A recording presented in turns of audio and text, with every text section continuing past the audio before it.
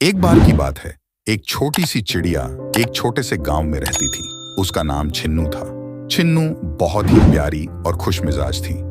उसकी माँ उसे हमेशा सिखाती थी कि उसे कभी हार नहीं मानना चाहिए, है ना, और अपने सपनों को पूरा करने के लिए हमेशा प्रयत्नशील रहना चाहिए। एक दिन छिन्नू बहुत उत्साहित थी क्योंकि उसने सपने में एक बड़ा चिड़ियाघर देखा था। वह चाहती थी कि वह उस चिड़ियाघर में जाकर देखे, लेकिन उसकी माँ ने उसे समझाया कि उसे धैर्य रखना चाहिए क्योंकि सपने सच नहीं होते हैं। लेकिन छिन्नू का मन नहीं माना। उसने फिर सोचा कि वह खुद ही जाकर देखेगी कि चिड़ियाघर कैसा होता है। तो उसने निश्चय किया कि वह रात के समय चिड़ियाघर की ओर चली जाएगी। रात के समय छिन्नू चुपके से अपने घर से निकल गई। वह बड़ी ध्यानपूर्वक चल रही थी।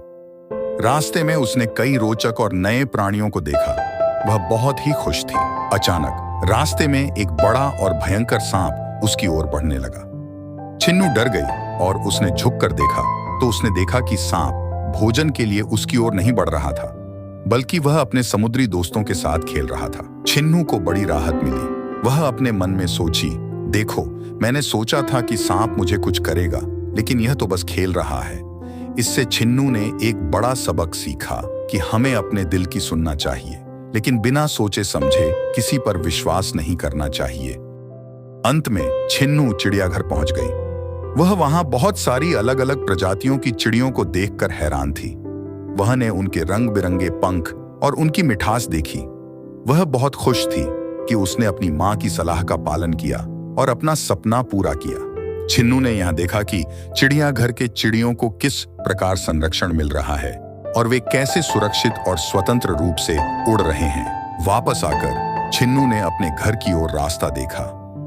वह घर पहुंचकर अपनी मां को बताई कि उसने चिड़ियाघर देख लिया है और वहां उसने कितनी अद्भुत चिड़ियों को देखा है।